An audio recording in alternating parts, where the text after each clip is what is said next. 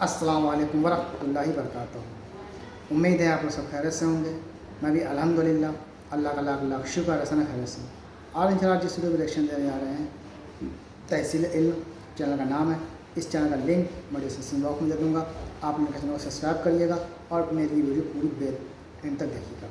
आज की वीडियो बहुत बेहतरीन वीडियो है। दाऊद अलैहिस्सलाम के ऊपर है ये वीडियो कि उनकी कौम को अल्लाह ताला ने किस तरह से बंदर बना दिया। उन्होंने ऐसा क्या गुनाह किया था जो अल्लाह ताला ने उनको बंदर बना दिया और उसके बाद ऐसा आज़ाब नाज़िल किया कि वो सब के सब पूरी कौम हलाक हो गई, ख़त्म हो गई, उसका नामो निशान मिल गया। तो दाऊद अलैहिस्सलाम के ऊपर ये ऐसा मतलब क्यों उनकी कौम को वही अज़ाब आया, तो इस वीडियो के ज़रिए से हम लोग वही जानने की कोशिश करेंगे। तो वीडियो को आप लोग अंत तक देखिएगा। बेहतरीन वीडियो है ये, और वीडियो अच्छी लगे तो इसको शेयर ज़रूर करिएगा और मेरे चैनल को लाइक करिएगा। तो चलिए पहले वीडियो स्टार्ट करते हैं, उसके बाद फिर बात करते हैं। बिस्मिल्लाहिर्रहमानिर्रहीम। अस्सलाम वालेकुम दोस्तों, एक ऐसी कौम जिस पर अल्लाह ताला ने अपना दर्दनाक अज़ाब नाजिल फरमाया और उस कौम के सारे लोगों को बंदर बना दिया। इस कौम के लोग कौन सा ऐसा गुनाह करते थे जिसकी वजह से अल्लाह ताला ने उन पर दर्दनाक अज़ाब नाजिल फरमाया, और ये लोग बंदर बनने के बाद कितनी देर जिंदा रहे और फिर उनको किस तरह दर्दनाक मौत आई।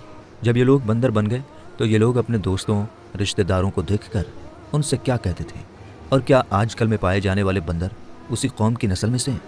इन सारे सवालों का जवाब कुरान और हदीस की रोशनी में आज की इस वीडियो में हम आपको बताएंगे। इसलिए आपसे रिक्वेस्ट करते हैं कि वीडियो को पूरा ज़रूर देखिएगा।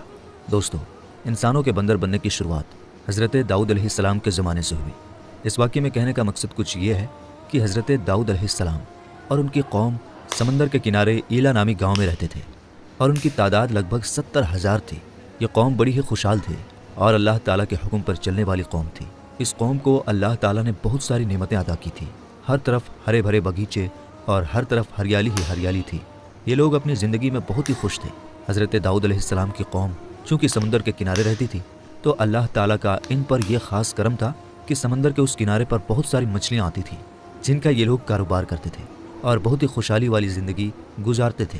जब यह कौम अल्लाह ताला की नेमतें मिलने की वजह से खुशहाल हो गई तो अल्लाह ताला की नाफरमानी पर उतर आई और तरह तरह के गुनाहों में डूब गई। और फिर एक दिन अल्लाह ताला ने इस कौम का इम्तिहान लेने का इरादा किया और हज़रत दाऊद अलैहिस्सलाम को वही भेजी, यानी अपना पैगाम भेजा कि अपनी कौम से कह दें कि वो सनीचर के दिन यानी हफ्ते वाले दिन मछली का शिकार करना बंद कर दें। इस तरह अल्लाह ताला ने हज़रत दाऊद अलैहिस्सलाम की कौम पर हफ्ते वाले दिन मछलियों का शिकार हराम कर दिया और फिर यहाँ से इस कौम की बर्बादी शुरू हो गई। हज़रत दाऊद अलैहिस्सलाम ने अपनी कौम को बताया कि अल्लाह ताला ने हफ्ते वाले दिन मछलियों के शिकार को हराम करार दे दिया है, तो वो लोग बहुत ज़्यादा परेशान हो गए और सारी कौम सर जोड़ कर बैठ गई, क्योंकि हफ्ते का दिन ही वो दिन था जिसमें मछलियाँ बहुत ज़्यादा आती थीं और ख़ुद ब खुद किनारे पर आ जाती थीं, और बाकी दिन ऐसे थे कि बहुत कम और ना होने के बराबर मछलियाँ पकड़ी जाती थीं। इस कौम का गुजर बसर चूँकि मछलियों के शिकार पर था, इस वजह से अल्लाह ताला का ये हुक्म सुनकर यह कौम परेशान हो गई। ये नहीं जानते थे कि अल्लाह ताला की तरफ से ये एक इम्तिहान है। फिर एक दिन शैतान ने इनको बहकाया कि समंदर से नालियाँ निकालकर सूखी ज़मीन में बड़े बड़े हौज बना लिए जाएं। जब हफ्ते वाले दिन मछलियाँ आएंगी तो वो नालियों से होकर उन बड़े बड़े हौजों में आ जाएंगी और इस तरह फिर उन नालियों का मुंह बंद कर दिया जाए और फिर अगले दिन यानी इतवार वाले दिन उनको पकड़ लिया जाए। शैतान ने इस कौम के लोगों को बहकाया कि इस तरह हम हफ्ते वाले दिन शिकार से भी बच जाएंगे और मछलियाँ भी हाथ आ जाएंगी और वो भी पकड़ी जाएंगी। बहुत से लोगों को ये तरीक़ा अच्छा लगा और उन्होंने ऐसा करना शुरू कर दिया और समंदर से छोटी छोटी नालियाँ निकालकर बड़े बड़े हौजों में डाल दी, जिसके ज़रिए बहुत ज़्यादा मछलियाँ उन हौजों में जमा हो जाती। इस कौम के बदकिस्मत लोगों को शैतान का ये तरीक़ा बहुत पसंद आया, लेकिन इस कौम ने यह ना सोचा कि जब मछलियाँ समंदर से हौज में आकर कैद हो गई तो फिर मछलियों का शिकार ही हो गया। इसलिए ये शिकार भी हफ्ते वाले दिन ही माना गया जो अल्लाह ताला ने हराम करार दिया था। इस मौके पर यहूदियों के 3 गिरोह हो गए। कुछ लोग ऐसे थे जो शिकार के शैतानी तरीक़े से मना करते थे और वो अल्लाह ताला से डर कर शिकार करने से रुके रहे, और कुछ लोग इस काम को दिल से बुरा जानकर खामोश रहे, लेकिन उन्होंने शिकार न किया और दूसरों को मना भी ना करते थे, बल्कि ये लोग मना करने वालों से ये कहते थे कि तुम लोग ऐसी कौम को समझाते हो जिन्हें अल्लाह ताला बहुत ही जल्द तबाह बर्बाद करने वाला है और उन पर अपना दर्दनाक अजाब नाजिल फरमाने वाला है।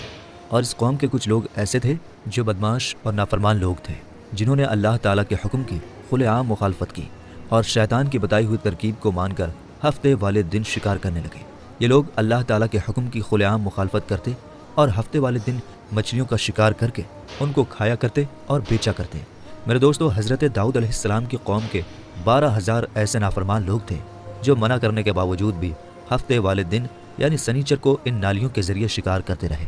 حضرت داؤد علیہ السلام نے ان 12,000 نافرمان لوگوں کو اللہ تعالیٰ کے عذاب سے ڈرایا کہ وہ اللہ تعالیٰ کی اس نافرمانی سے رک جائیں، لیکن وہ لوگ نہ رکے اور کھلے عام شکار کرنے لگے۔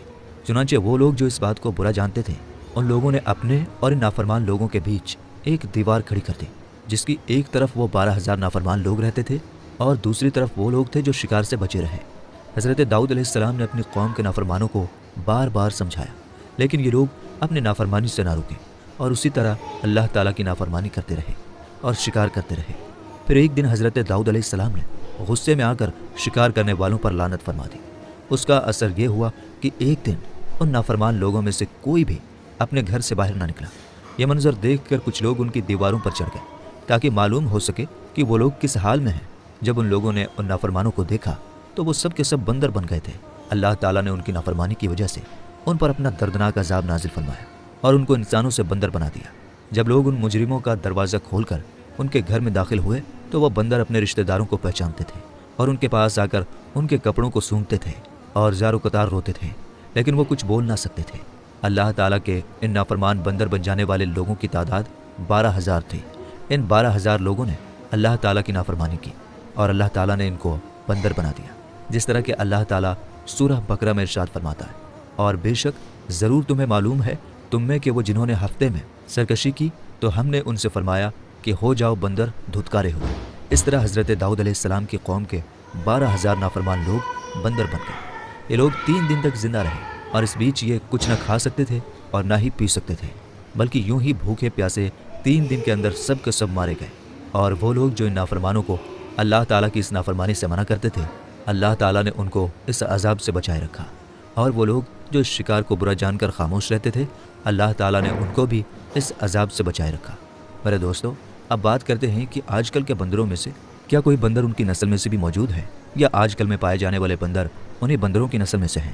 اس کے بارے میں روایات میں آتا ہے کہ حضرت عبداللہ بن مسعود رضی اللہ تعالیٰ عنہ سے روایت ہے کہ حضور پاک صلی اللہ تعالیٰ علیہ وسلم سے کسی نے سوال کیا کہ آج کے بندر کیا حضرت داؤد علیہ السلام کی قوم سے ہیں؟ تو حضور نبی کریم صلی اللہ تعالیٰ علیہ وسلم نے ارشاد فرمایا کہ اللہ تعالیٰ جس قوم پر عذاب بھیجتا ہے یا ان کے چہروں کو بگاڑتا ہے تو یہ عذاب انہی پر ہوتا ہے جن پر وہ عذاب نازل ہوا تھا، اور اس کے بعد اللہ تعالیٰ ان لوگوں کو ختم کر دیتا ہے اور ان کی آگے نسل نہیں بڑھتی۔ اس لیے یہ بات غلط ہے کہ کچھ لوگ یہ سوچتے ہیں کہ آج کے بندروں میں بھی حضرت داؤد علیہ السلام کی قوم کے بندر بننے والوں کی نسل موجود ہے۔ ایسا کچھ بھی نہیں ہے۔ وہ لوگ صرف اور صرف 3 دن تک زندہ رہے اور اس کے بعد سب کے سب مر گئے، اور اللہ تعالیٰ نے اس قوم کے نافرمانوں کا دنیا سے نام و نشان مٹا دیا۔ تو میرے دوستو، ہم یہ امید کرتے ہیں کہ ہماری تو یہ تھا ہمارا ریئیکشن حضرت داؤد علیہ السلام کی قوم کو اللہ تعالیٰ نے کس طرح سے بندر بنا دیا اور ایسا کیوں کیا۔ قوم گمراہ ہو چکی تھی، اللہ کی نافرمان ہو چکی تھی، اس لیے اللہ کا عذاب آیا اور وہ قوم بندر بن گئی، اور 3 دن کے اندر وہ پوری قوم ختم ہو گئی، اس کا نام و نشان مل گیا۔ تو یہ اللہ کا عذاب ان پہ آتا ہے جو اللہ کی نافرمانی کرنے لگتے ہیں، اور اس لیے اس کو دنیا سے مٹایا جاتا ہے اللہ تعالیٰ خود۔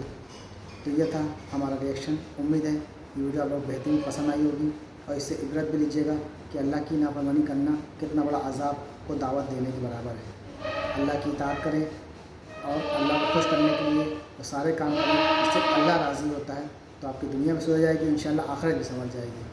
تو ویڈیو امید ہے یہ اچھی لگی ہوگی۔